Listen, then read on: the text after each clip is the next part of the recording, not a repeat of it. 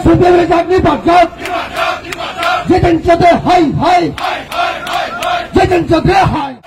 ওই মিথ্যাচার সিপিএমের বিরুদ্ধে একসাথে লড়তে হবে মিথ্যাচার সিপিএমের বিরুদ্ধে একসাথে লড়তে হবে সিপিএম হাই হাই সিপিএমের জাত হাই হাই সিপিএমের জাত হাই হাই ওই সিপিএমের চাকরি বাজত ওই সিপিএমের চাকরি বাজত যেদিন চোখে হাই হাই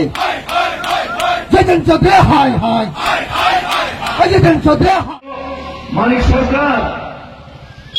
চীন যে ট্রেডিশনাল রিসা কোম্পানি যারা কিনে ও জায়গা কেবল পাখির খাঁচা কেবল তথাগরিতা রিসা অরিসানো পর্যন্ত মানিক সরকার কোনদিনও তথাগর রেখা গিয়া বড় তিনি চাকরি করছে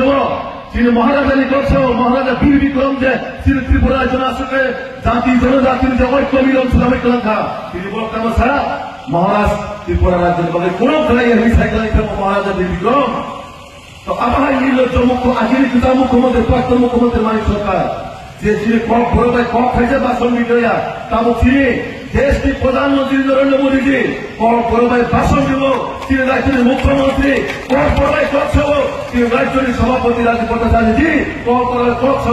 তো আবার পার্টি আবার সরকার পতাকা মানায় ত্রিপুরার জন্য যদি আগামী দিন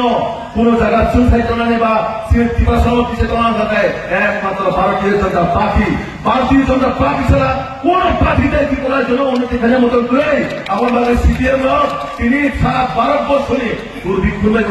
দুর্বিময় না ক্ষেত্রে তো একটা পতাকা ফেলে একটা জাঙ্গা ফেলে কিন্তু কামনা করে অদল ত্রিপুরার জন্য জাতিগত ডাঙ্গা সময় ত্রিপুরার জন্য অশান্তি তৈরি খাইত চীন রাজ্য সরকার